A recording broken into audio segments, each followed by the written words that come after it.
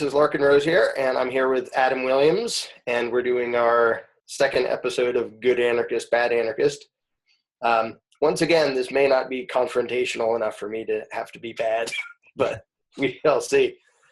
However, the topic is food for lots of argument in lots of directions. We're going to talk about immigration today and national borders and border policy. In other words, telling people you don't get to cross that line or we'll use violence against you. And there are a bunch of people, there are people who call themselves libertarian on both sides of the issue who argue that, no, we have to have borders because of this. The other people saying, yeah, but you can't have borders and still be libertarian, which is my position. And I've said and written all sorts of stuff on it, but we'll get into that. But I want to introduce our guest today, which is Hunter Thompson, and he will be playing the other side. Right. No, it's good anarchist, bad anarchist, worst anarchist in this case. So just because it's a short time period, I'll just jump right into it. Basically, my thoughts are the things I find most compelling about anarcho-capitalism is both the moral and logistical consistency as well as the empirical evidence. So in terms of moral and just logistical consistency, Larken has done a great job kind of showing things like you can't delegate rights, you don't have, the non-aggression principle is universalizable, some people can initiate force and others can, that would not be consistent. But then also the theory also has a lot of evidence to back it up. So basically, if you go to economic freedom index and you sort by most free, generally speaking, the more preferable places in the world to live are going to be on the top of the list. And it would be really bad for the theory if the places where it was, you had child mortality, if it was difficult to feed your children in the most free economic places to live in the world, there would be a problem with the theory, because at the end of the day, the evidence is more important than the theory. As far as what I advocate personally, I'm run-of-the-mill anarcho-capitalist, Rothbardian, private property type of person. I think that everyone should be able to own property and dictate pretty much what goes on there in terms of who comes in and goes out or what goes on inside that property. And like many of the libertarian thought leaders, I think this challenge with immigration would probably be completely eliminated if people had that capacity. Okay, so like the state is creating this big monstrous problem, and therefore we're being forced to act within those bounds.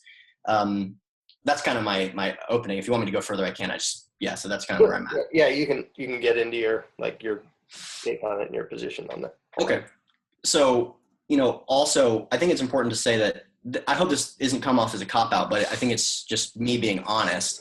I don't think that this is an argument between a pragmatic approach and a theoretical approach. My particular position is about as pragmatic as me hiring a unicorn to do my taxes while I go unicycle around the globe or something, right? Like, I don't support governments. I don't vote. I'm not voting for Trump or anything like that.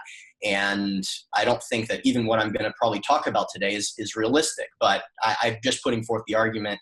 And it's one of those rare situations where if we have a disagreement, maybe my mind can change today, unlike most of the time when you debate someone where it's just it's just a show, So I think what the question at hand really is given that we have a state that conducts a massive wealth redistribution racket, and about all that racket is based on democratic elections, and there is a giant welfare state, there is minimum wage laws, labor laws, and this is a really important one, a state that surrounds us with private property, which it claims ownership of, and therefore also doesn't allow people to homestead that property. Now, the truth is, a lot of that public property is something that would not really take place in a private property society, right? The United States is huge. It's many of it is never really, no one's ever been there nor homesteaded or anything. But I think part of the problem is that the government doesn't allow people to homestead and regulate borders within what the market would suggest the borders to be. So given the fact that these things exist, should the U.S. government vet the individuals who wish to come into the territory the ruling class has claimed, or should anyone who wishes to be able to immigrate to the US legally be able to do so? And that's kind of what the question I think is.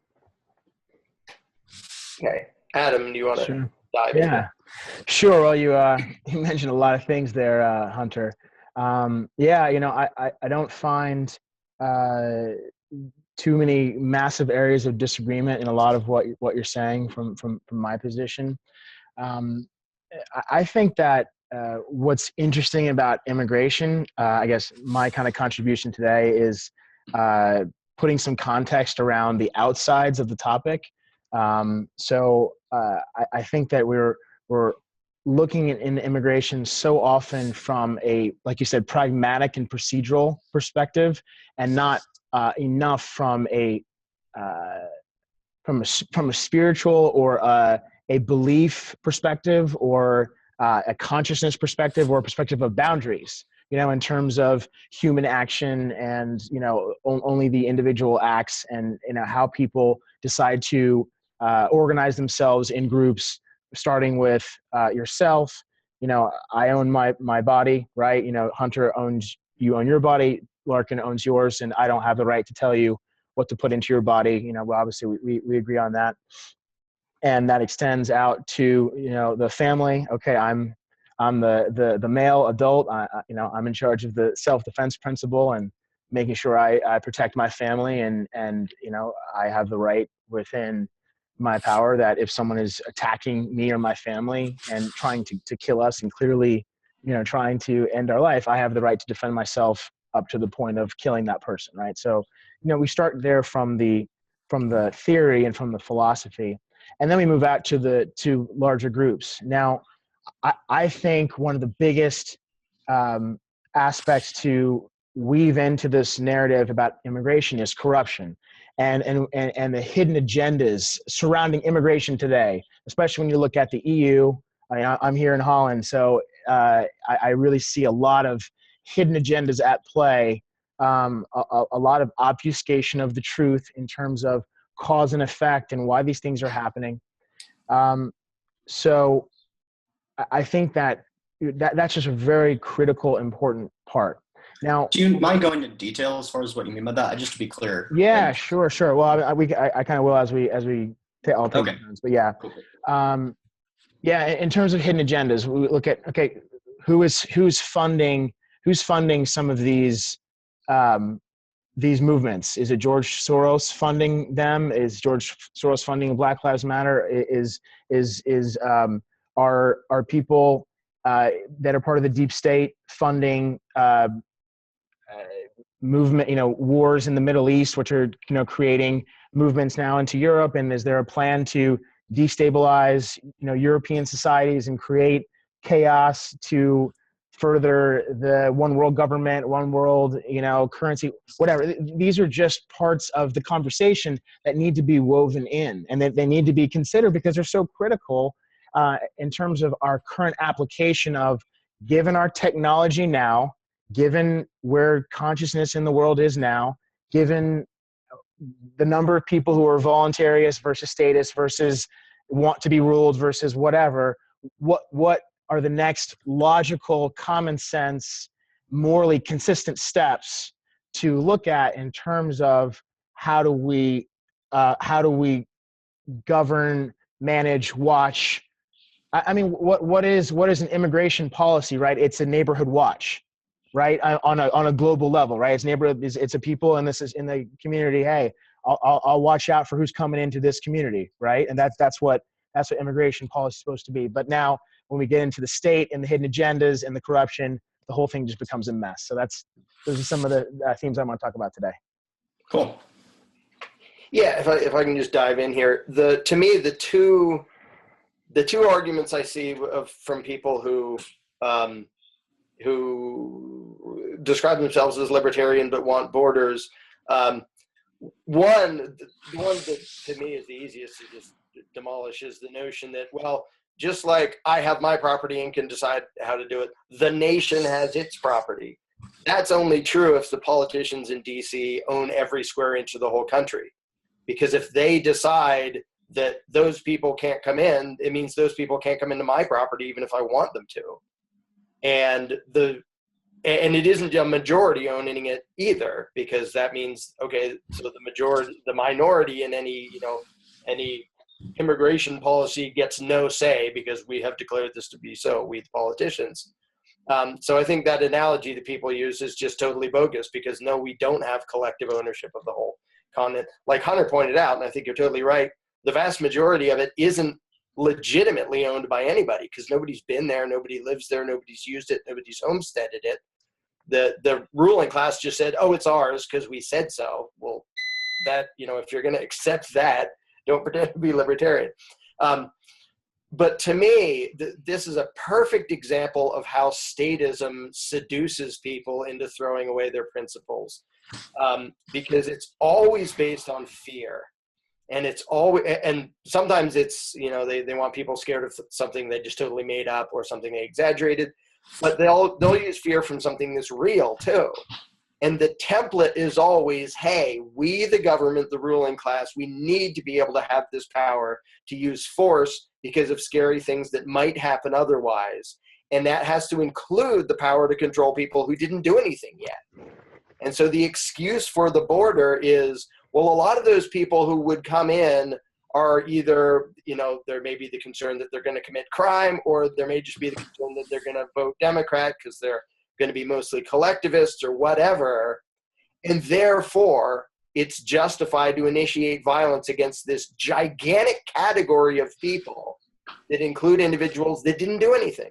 Well, as soon as you accept that, you've just accepted the premise of every statist program in every tyranny everywhere in the world forever, because that's what they always do. That's the basis of gun control. Some people with guns are going to do bad things, therefore we're going to violently disarm everybody. Some people some people are going to abuse drugs and get addicted, therefore we're going to violently cage anybody we catch with this substance. And the truth of the matter is, you don't get to rule the world and you don't get to control the world. I own my house. If a bunch of people from a different religion who speak a different language and I have almost nothing in common with them want to buy up every single property around me, and the people who are currently around me agree to sell to them, I do not have the right to forcibly interfere, even though I'm not going to like the outcome, just because I'm more familiar around people who I know what they're saying and I can say things to them, even if it's that simple. The fact that in the big picture, allowing freedom might have adverse consequences doesn't mean slavery is better. And that has always been the excuse for all government. And so this thing, the fear-mongering, whether it's exaggerated or even if it's appropriate, of lots of these people coming in will do this, we better keep them all out with the use of force. The moment you do that, you don't have freedom anymore. You're now advocating statism, statist violence. I mean, the shorthand version is, if you're advocating that state agents use state violence to enforce state laws about state borders, you're kind of a statist. How can you not be? Yeah. So I think it's because once we abandon the principle in the name of the common good, and in the long run we'll be more free, so let's throw out the freedom today. No, in the long run you won't be more free, because you just advocated throwing away the principle. And yeah, of course the state is intentionally, funding, bringing in a bunch of people who will vote a certain way and this and that and the other thing. But one evil over there doesn't justify another evil over here. So, all right, that's my blurb. I'll shut up for a while. Well, okay, so I understand. And I think that saying something like the ends justify the means is to try to apply a principle in which something that the moral principle cannot be established. So the principle is the non-aggression principle, right? So that's like, we don't want to suffer aggression. If there was an increased amount of aggression, that would not be consistent with the non-aggression principle. And since there is, the standard of living of people that live in the US that are exclusively on government benefits far exceed the vast amount of the standard of living in the rest of the world. Like, for example, it's about 3 times that of Mexico if you just live in the US and just exclusively have government benefits. It's about 17 times that of Ghana, 23 times that of Zambia, 44 times that of Liberia. So there is this vast discrepancy in the expected standard of living if you simply just immigrate legally to the US. Now, there's also a vast discrepancy in terms of the culture, most importantly, in terms of propensity to support big government programs. So, for example, like Pew Research put out a poll recently where 75% of Hispanics, for example, advocate bigger government programs and more government services. Okay, this is compared to 41% of the people that feel the same in the US. Now, if it is true that immigration is unlimited, I find it a completely inescapable reality that this will increase the amount of aggression suffered into me, my personal life, and also the ones that I love. And this will also increase the support and popularity of big government programs, which, of course, they need tax dollars to pay for those big government programs. So again, further aggression. So I don't care about brown people. And your example about a bunch of people with different cultures living near you, that's not my concern. My concern is the state. I don't care about culture if it doesn't have the massive power-wielding satanic cult sword called the government, right? And so because I think that the open borders policy would result in more aggression, I can't then say it is consistent with the non-aggression principle. And to establish this as a principle and saying you're therefore accepting this and this and this, I think it's similar to saying if someone comes to your house and puts a gun to your head and says, hey, shoot this stranger in the leg or I'm going to blow your head off. If you shoot them in the leg, you're not establishing a moral principle that it's cool to shoot people in the leg. You're saying, I'm doing this under the act of duress and under the coercion, very similarly to the way that the coercion is applied in the state. Can I ask a question to make you feel really awkward? If it can be shown that a certain category, a demographic category of society, commits violence at a higher rate than others, and just to make this awkward, I'll say, let's say a study shows that black males statistically commit more crime than others. Yeah. Would it be justified to lock up all black males, including Adam? Sorry, Adam. Because the total amount of violence will go down. Is that okay? Well, do you think that's similar to my argument? Yes. Okay. I absolutely think it is, because Okay. you're advocating violence against an entire category of people, even if most of them are going to come in and vote Democrat, or, other people are concerned they're going to come in and vote, commit crime, but it sounds like that's a concern. Okay, But to say that the grand total of force, like the difference is if a bunch of violent people come in here and do violence, that isn't your freaking fault. If you do violence to other people who happen to belong in the category, that is your fault. That is you advocating aggression. And like I said about the example of people moving in my neighborhood, even if a bunch of people move in and and some of those individuals are violent, and I would rather not have that be the case, I still don't have the right to say, none of you can sell to anybody without my permission. That makes me the aggressor. I would rather live in a world with more aggression than to be one of the aggressors. Right. So the reason I wanted to clarify, if you thought that was similar to my argument, is because I think it shows how far people are willing to go to make this argument something that it's not.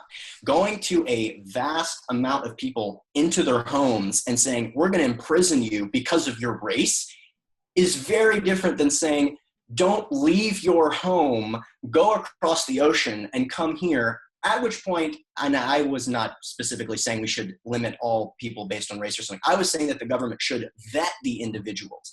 Now, I know what that really means, like again, and I'm not trying to cop out of my argument. I know it means that there's going to be a terrible amount of collateral damage, and we'll get into that in a second. But the issue of avoidability is incredibly important here. Saying don't come here is very different than saying we'll come to you and imprison you as a means to end the violence. By the way, I don't actually think that would be a amount of less violence, right? Like imprisoning people is certainly an act of violence, and I think that calculation would be swayed far in the direction of not imprisoning a big group of people. So is pointing a gun at somebody to not let them walk over an arbitrary line. Well, that's true if the calculation is such that you actually think that the violence will be decreased. So in your example, you said it's not your fault if you allow a lot of people in and they happen to commit acts of violence. But let's just use the example of the state, because that's what I'm more focused on. If you know that it will result in more violence, then how can you possibly say it's not your fault? Because that's the way that I see this argument. I think it as a mathematical reality that this will result in increased aggression. Therefore, I cannot support it because I can't support aggression. Mm-hmm. Wait, but that's the exact opposite. By allowing it, you're not committing any aggression. Predicting that other people will doesn't make you bad. You actually advocating aggression makes you one of the people who are part of the problem. And the thing is, I think in the long run, it isn't going to. I think, Trump and his wall is not going to make things better anywhere for anybody. It's not going to make trade better. It's not going to make movement better. Because I think in the long run, if you can scare people into cheering for government power, it doesn't end in more freedom. Yeah. Even if you start with, we're scared of all these collectivists coming in who are going to vote, I think building a big wall and having a bunch of people with guns there is not going to result in more freedom. It immediately results in a lot less freedom to everybody outside the line, because they're not allowed to step over the line with that. And you can vet them and have, you can have the holy permission of the politicians. You have the piece of paper that say you're allowed to come in here. But it's just the difference between, I'm not going to be one of the aggressors, even if my neighborhood goes to shit and there are lots of other violent people. I will only use defensive force against those people who actually commit aggression, which is a lot more difficult for me than just like, I'm going to chase them all away with a machine gun or shoot them all or something. But it's also the only moral choice. Even if my neighborhood ends up being worse, I don't have the right to initiate, to start it, because I think statistically speaking, it would help in the bigger picture in the long run. Okay. And so, sorry, do you want to jump in, Adam? Yeah, actually, well, no, go ahead, Hunter. You can respond, then I'll jump in. Go ahead. Okay, so I guess the question then is, I'm not 100% sure is what you said in there in terms of the results. Do you think that if the results end in increase in taxation, greater welfare dependency, and a growth in the state, is that okay as long as you maintain your principled stance, which I believe is that the government should not restrict any movement into the U.S.? Is that fine? I'm not fine with the outcome. I'm fine with my actions in the equation, because I didn't become an aggressor. I'm not happy if there's more aggression by other people, but I wasn't part of it. So if you were certain that it would result in increased amount of aggression, don't you think that you would be responsible if you advocated a policy which you knew would be an increase in aggression, which would result in an increased amount of aggression? No, because advocating that policy constitutes being non-aggressive and not initiating violence. To blame me for the violence because I refuse to initiate violence is philosophically upside down. I think that okay, Adam, you want to jump in? I don't want to. Yeah, no, it's interesting watching you guys going back and forth on this one point. I think that just to make a metaphor, let's say that if we knew that a Trump or a Hillary presidency would lead to World War III, right? Let's say we just knew that, and we knew that a Gary Johnson presidency would not lead to World War III, right? Then, as someone, would you say it was morally correct to coerce in voting for Gary Johnson versus not voting, right? Like a pure anarchist was kind of making this conjecture, which is kind of the same thing that you guys are saying there. It's kind of I think it's a little bit of the chicken and the egg. Getting back to the immigration part. I think one aside specifically for how we look at the procedures for how we move forward from today, because immigration is a topic that the practical reality is so far away from a lot of the idealistic outcomes that we would like from the pure applications of whatever Rothbardian, principles, or reading the law from, Bastiat. And we say, okay, if we set up the world like that, it's really far away from that right now. Right. So and I think this goes to Hunter's point, how do we move forward from here in alignment with principles best, kind of keeping some kind of reverence for how people are actually moving forward now. So if we look at the process of allowing people to move freely. Living here in Holland, it's been very eye-opening to me, just seeing how much the impact of people's vibration and people's level of consciousness in a first world society, in a heterogeneous society, matters in terms of the application of how stuff works. It's really, really different here. I don't know if, Hunter, have you ever been to Holland before? I haven't, but I'm pretty familiar with. Pretty familiar. Yeah. So it's just, I've said this to 100 people. It's the most, it's the highest average consciousness of any first world country for a heterogeneous culture. It's just, the Dutch were traders. They always had a very, friendship and cooperation based kind of culture. And when I look at the refugees that are here, and I look at the policies for how they're treating people from the Middle East, it just makes more common sense, because the society works better. The social design of the society works better, right? So that's just like another aspect saying, well, if we work from the other side, forget about all the logistics and all the things we just went back and forth on different points of how it should work. If we just work to raise the consciousness of the society, then there's going to be way less problems with immigration anyway, because the people are going to either be able to get along together better, or there's just more respect for property rights and all the other, process there. So that makes sense. So yeah, just to be clear, do you think that, I'm not 100% sure what you're just saying there. Do you think that the heterogeneousness of the society has made the consciousness at a higher level? No, I think that the way that the society is set up here, in terms of the incentives, like the way the financial system works, the way that people are treated.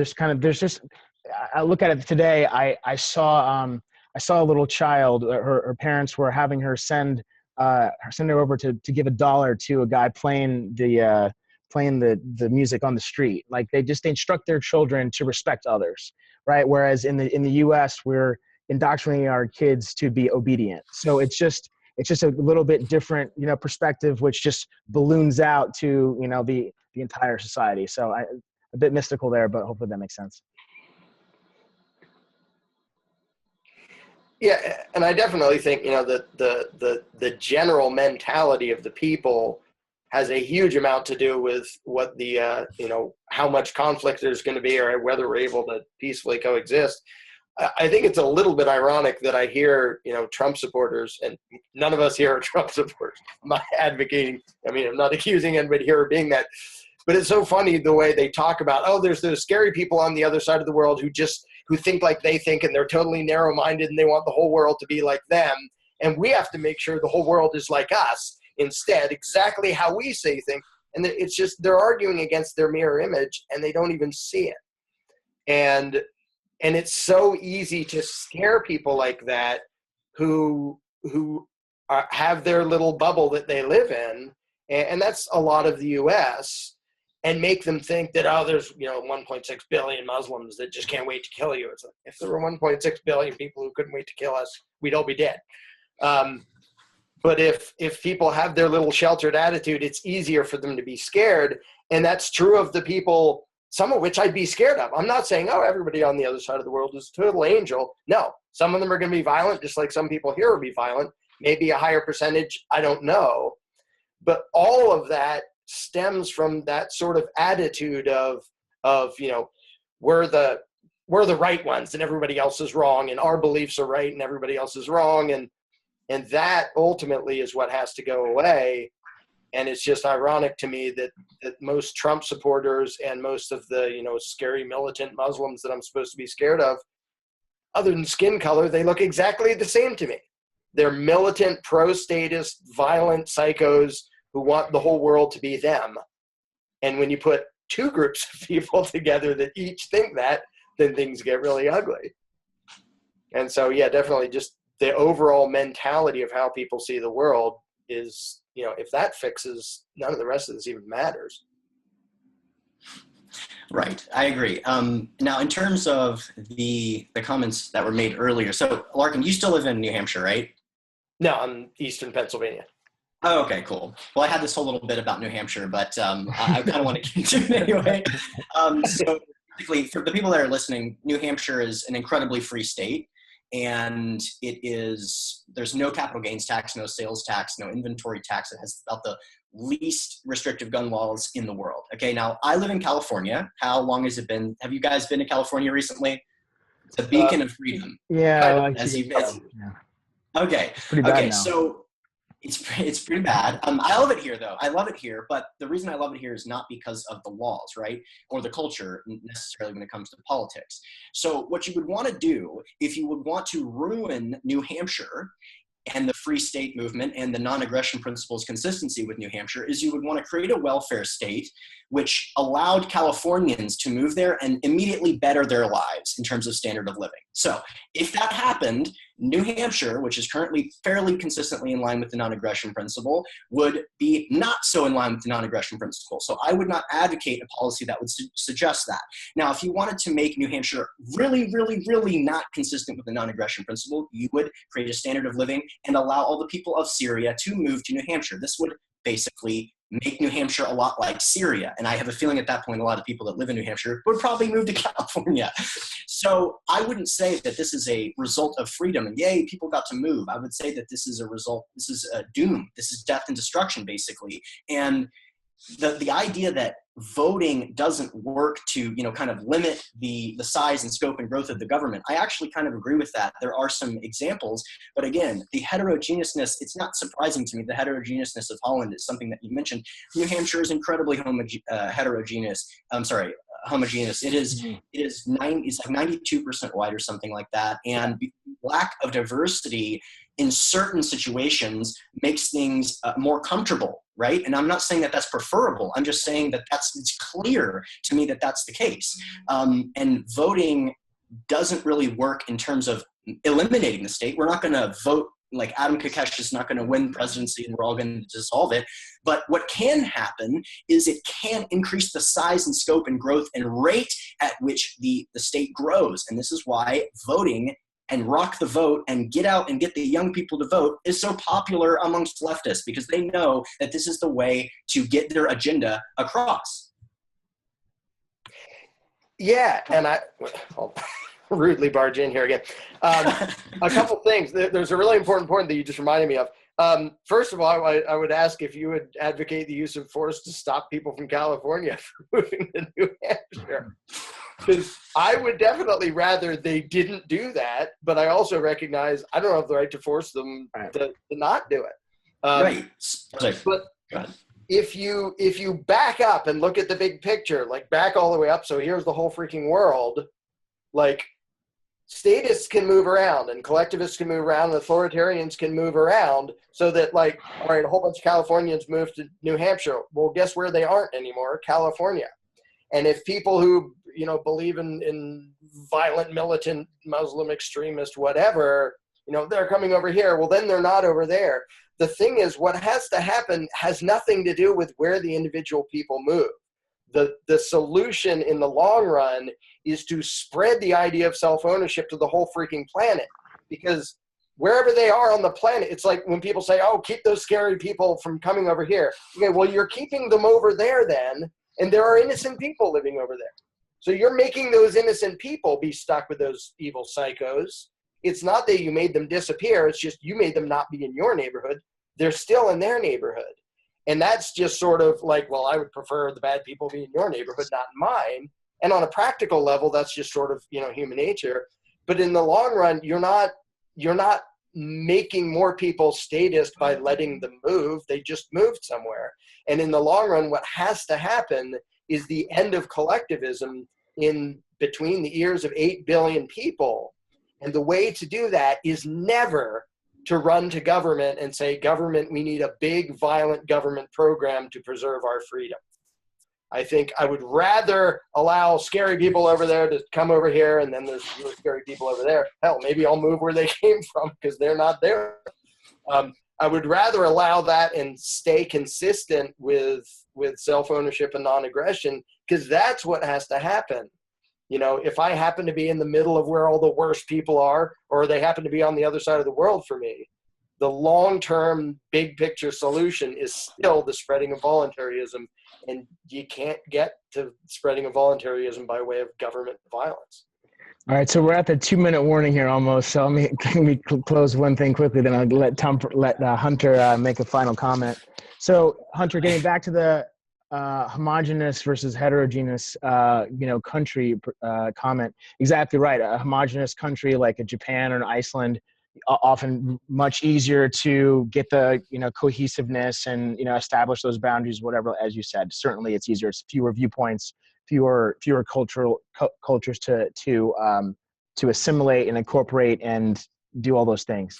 And my point about Holland is that because the consciousness is higher here, that the fact that it is heterogeneous doesn't matter, and it's still, everything still works because the consciousness is higher. That's why whether we can talk about any different procedural differences in theory, whatever, at the end of the day, the mission is raising consciousness, because that is what enables all of the philosophy of self-ownership and non-aggression and self-defense to actually flourish in a cooperative, co-creative reality, is that there's more people operating on the frequency of love and compassion versus fear and lack. So we got 1 minute and 3 seconds. So go ahead, Hunter.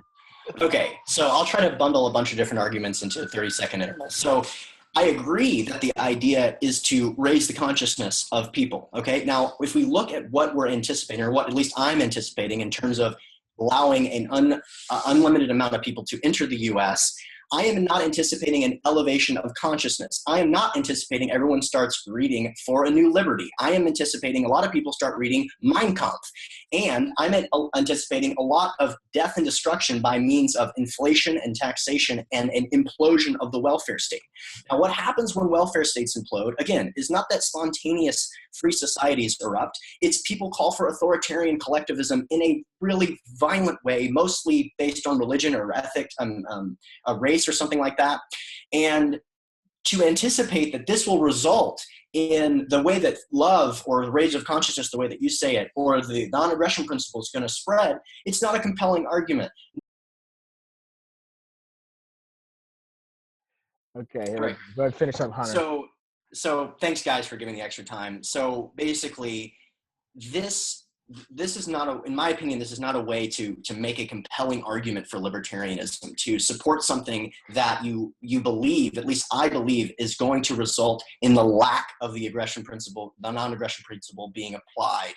And I need to give one shout out to, no one in this argument made this discussion. No one in this discussion made this argument, but like the idea that the welfare state imploding on itself is a way to justify to end the state, because I think this is about the least compelling argument I've ever seen, because it's completely ahistorical.